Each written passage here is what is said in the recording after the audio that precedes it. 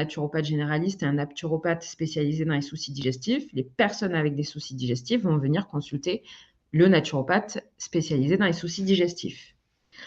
Ça peut mettre également en avant vos services, vos consultations, vos programmes, vos stages. Vous allez également fidéliser votre clientèle et vous allez atteindre plus de monde, car parler à tout le monde, c'est parler à personne. Vous allez également sortir du lot pour devenir expert dans votre domaine et reconnu comme expert dans votre domaine. Alors, qu'est-ce que le persona? Donc, quand vous avez déterminé un petit peu votre spécialisation, vous allez vous adresser vraiment à votre cœur de cible, donc votre niche. Ça peut avoir plusieurs termes, le persona.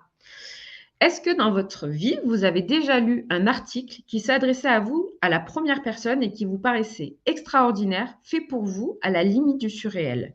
Je suis à peu près sûre que chez vous, ou en tout cas dans votre vie, vous avez déjà acheté quelque chose en vous disant « mais ça, c'est fait pour moi ». C'est vraiment à destination de mes problèmes, de mon envie, et ça a été créé pour moi.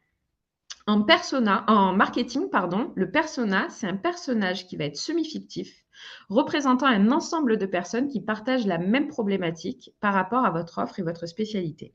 En d'autres termes, c'est votre cœur de cible, celui qui est réellement susceptible d'être intéressé par vos produits. Donc, si on reprend toujours cet exemple de naturopathe spécialisé dans le système digestif, donc, quand on est spécialisé dans le système digestif, je vais pouvoir commencer à faire des articles de blog ou sur les réseaux sociaux à destination, en fait, de mon cœur de cible. Donc, je vais parler du système digestif, je vais parler de pourquoi la naturopathie pourrait aider le système digestif. Les personnes qui vont lire vos articles de blog, vos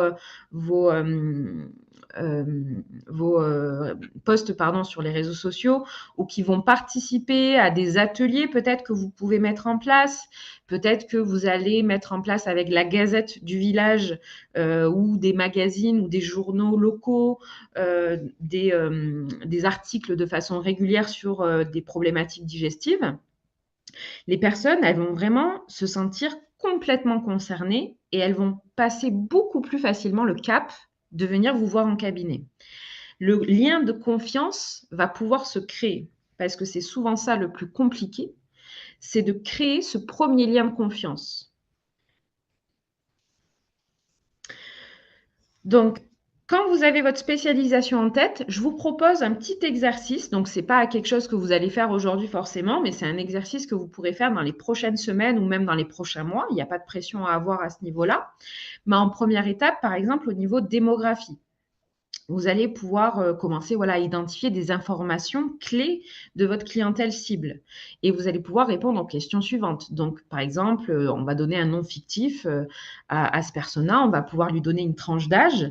Donc, par exemple, si on s'adresse à des femmes ménopausées, on sait que les femmes ménopausées, elles ont entre 45 et 55 ans.